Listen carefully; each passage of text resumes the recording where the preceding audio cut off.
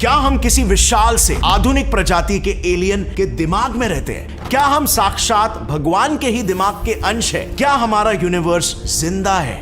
I mean, हमारे ब्रह्मांड पर जरा नजर डालिए, ये कितना ही मेल खाता है एक जीव के ब्रेन सेल्स के साथ। सिमिलर स्ट्रक्चर्स, सिमिलर कनेक्शंस और सिमिलर एक्टिविटीज जो फिजिक्स के सेम कायदे कानूनों से चल रही है। वेल, ये कोई मन घड़त इमेजिनेशन नहीं है, बल्कि कुछ बहुत ही काबिल वैज्ञानिकों द्वारा पब्लिश्ड एक फैसिनेटिंग साइंटिफिक डिस्कवरी है। साल 2020 में एस्ट्रोफिजिसिस्ट फ्रैंको वाजा और न्यूरोसर्जन एल्बर्टो फेलेटी हमारे ब्रेन के दो पार्ट सेरेबेलम और सेरेब्रम पर एक एक्सपेरिमेंट परफॉर्म कर रहे थे। इस एक्सपेरिमेंट के दौरान जब उन्होंने अपने माइक्रोस्कोप से ब्रेन के सैंपल्स पर जूम किया तो सडनली उन्हें एक ऐसी चीज मिली जो दिखने में काफी फेमिलियर थी, लेकिन अपने आप में ही काफी वियर्ड।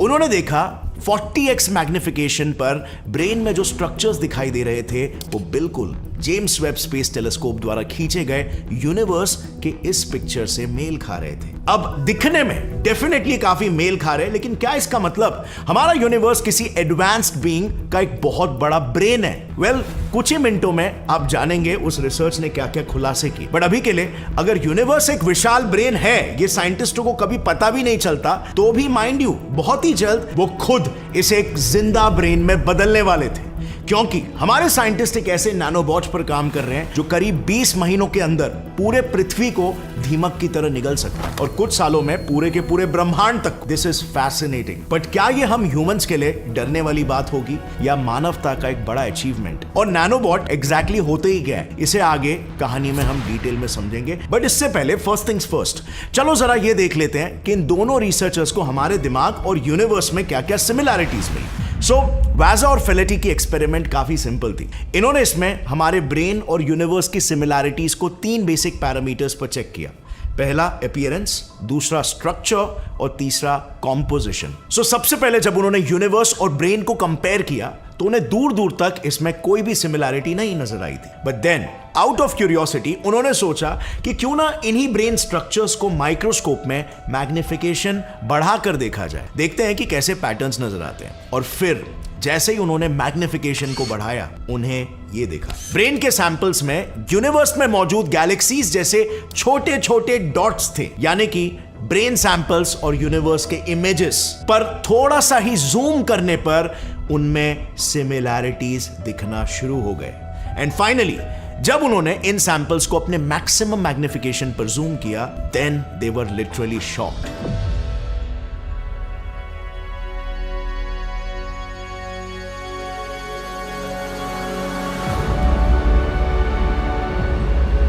क्योंकि इस पॉइंट पर उन्हें दोनों भी सैंपल्स में छोटे छोटे डॉट्स के साथ उन डॉट्स को जोड़ने वाले लाइंस भी दिखाई देने लगे, बिल्कुल यूनिवर्स की इमेज की तरह। सो वंस अगेन, जैसे आप यहां पर देख सकते हो, हमारा ब्रेन और यूनिवर्स दोनों भी दिखने में स्ट्रक्चर वाइज काफी सिमिलर दिख रहा है। और इसीलिए फर्स्ट पैरामीटर को टिक करने के बाद अब बारी थी उनके सेकेंड पैरामीटर को जांचने की।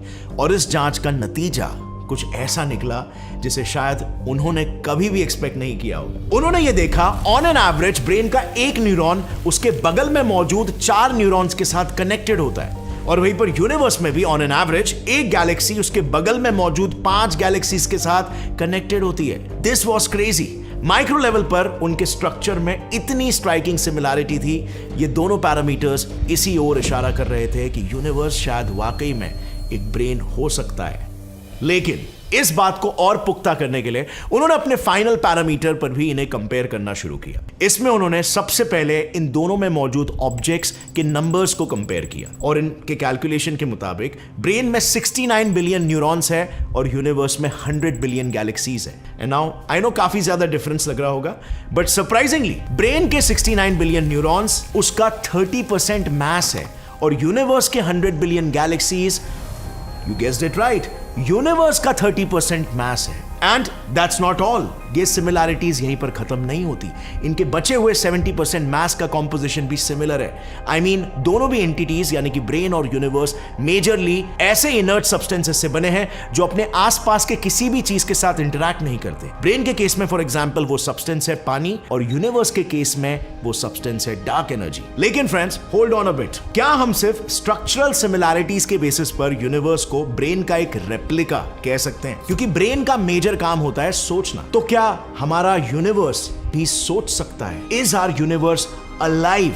अगर हाँ, तो हमें पता कैसे चलेगा? तो देखो, जब न्यूरॉन्स के अंदर एटॉमिक लेवल पर एक हलचल होती है, तब वो इससे इन्फ्लुएंस होकर रैंडमली एक्ट करने लगते हैं। इस एक्ट के दरमियान वो अपने आसपास के न्यूरॉन्स को भी इन्फ्लुएंस करते हैं, जिससे उन सभी न्यूरॉन्स में एक कनेक्शन बनता है और वही कनेक्शन ब्रेन में थॉट्स को जन्म देता है। बिल्कुल इसी तरह जब गैलेक्सी में मौजूद प्लैनेट, स्टार्स और एस्ट्रॉइड्स किसी दूसरे प्लैनेट या स्टार के साथ कोलाइड करते हैं या ग्रेविटेशनली इंटरैक्ट करते हैं, तो इनके ऐसे रैंडम मूवमेंट्स की वजह से उनकी आसपास की चीजें भी इन्फ्लुएंस होती है और यही इंटरैक्शंस फिर पूरे गैलेक्सी के ग्रेविटी को इन्फ्लुएंस करता है, जो इन टर्न इसकी मदद से दूसरे गैलेक्सीज के साथ कम्युनिकेट करते हैं। And this is when universe में एक इवेंट पैदा होता है, just like a thought in our brain. So क्या यही यूनिवर्सल इवेंट्स असल में यूनिवर्स के थॉट्स हैं? अब न्यूरॉन्स में चल रहे इंटरैक्शंस की वजह से अगर ब्रेन जिंदा हो सकता है, तो फिर क्या गैलेक्सीज के इंटरैक्शन से हम ये भी कह सकते हैं कि यूनिवर्स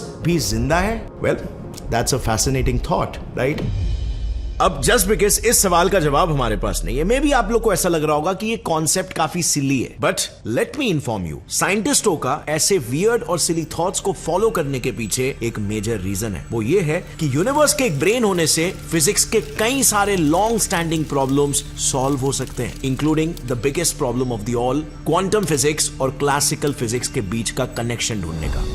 सो आइंस्टाइन की रिलेटिविटी ब्लैक होल्स और गैलेक्सीज जैसे बड़े ऑब्जेक्ट्स के बिहेवियर्स को प्रेडिक्ट करती है और quantum mechanics electrons, protons, quarks, atoms जैसे छोटे छोटे ऑब्जेक्ट्स के बिहेवियर को प्रेडिक्ट करती है। दोनों भी थियरीज अपने डोमेन्स के बाहर एकदम यूजलेस है और साइंटिस्टों को अभी तक कोई ऐसी थियरी या इक्वेशन नहीं ढूंढ पाए हैं जो प्रोटॉन से लेकर गैलेक्सीज तक सभी ऑब्जेक्ट्स के बिहेवियर्स को प्रेडिक्ट कर सके। और ऐसे में अगर हम यूनिवर्स को एक ब्रेन मानते हैं, तो उसमें मौजूद ऑब्जेक्ट्स के बिहेवियर को हम इन दो इक्वेशन से डिस्क्राइब कर सकते हैं। And here's where it gets more interesting. ये दोनों इक्वेशंस रिलेटिविटी और क्वांटम मैकेनिक्स जैसे एक दूसरे के ऑपोजिट्स होकर भी कुछ स्पेशल कंडीशंस में दोनों भी सेम रिजल्ट्स देते हैं। यानी कि अगर यूनिवर्स एक ब्रेन है, तो हम उसमें मौजूद प्रोटॉन से लेकर गैलेक्सीज तक सभी ऑब्जेक्ट्स के बिहेवियर्स को एक सिंगल इक्वेशन से समझ सकते हैं। अब कुछ याद आया? थियरी ऑफ एवरीथिंग के लिए भी हम एक सिंगल इक्वेशन ही कब से ढूंढ रहे हैं, एक इक्वेशन जो पूरे यूनिवर्स को डिस्क्राइब कर सके। बिसाइड्स हमारे यूनिवर्स में आज ऐसे 26 फिजिकल कांस्टेंट्स हैं, जिनके एकदम सही मात्रा में होने की वजह से ही हमारा पूरा यूनिवर्स बन पाया है और टिका हुआ है। एग्जांपल के लिए ग्रेविटेशनल कांस्टेंट को ही ले लो, अगर इसकी वैल्यू थोड़ी भी ऊपर नीचे हुई तो हमारा यूनिवर्स कभी बन ही नहीं पाता। और इसे 1961 में एस्ट्रोफिजिसिस्ट रॉबर्ट डिकी ने प्रूव भी किया है। सो